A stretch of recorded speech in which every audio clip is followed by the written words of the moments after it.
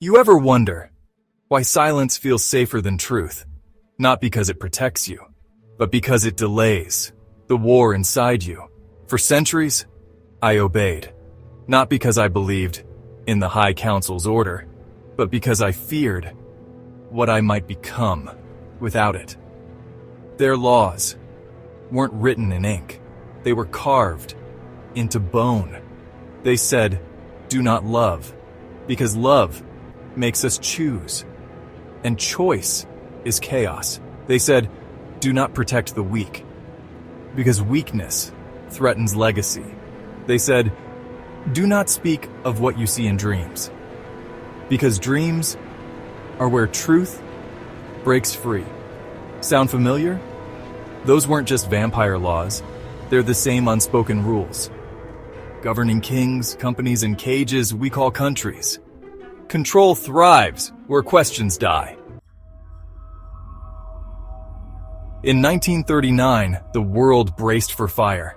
The council stood still, hands clean, eyes shut. I couldn't. I saw a man, ordinary, flawed, but in his eyes, I saw the spark of rebellion. He wasn't just fighting fascism, he was fighting forgetting. So I gave him a gift, not immortality, not power, a second chance.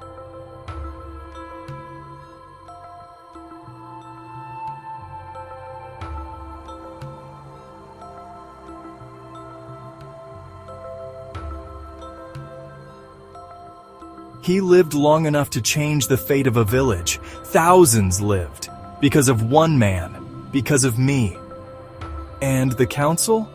They called me heretic, said I disturbed the flow of history. That's when I learned the truth. They didn't care about balance.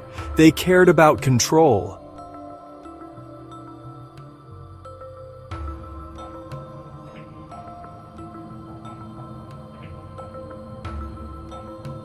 Just like your world's institutions. They don't kill you for disobedience anymore. They just strip your meaning, your reach, your name. They offered me a deal. Disappear, do not interfere, do not rise. I asked why they spared me. Because every system needs a myth, and your silence keeps theirs alive.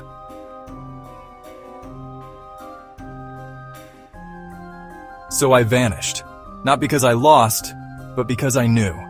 The next time I rose, I wouldn't follow anyone's laws. Not theirs. Not yours, not even my own.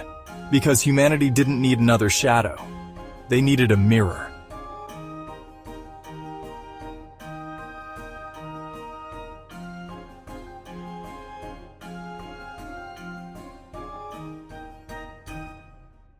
I walked through decades of distractions, war wrapped in politics, slavery wrapped in economy, addiction rebranded as lifestyle. I saw people become familiars without a bite. They gave up their blood willingly, through their screens, their silence, their fear of being uncomfortable.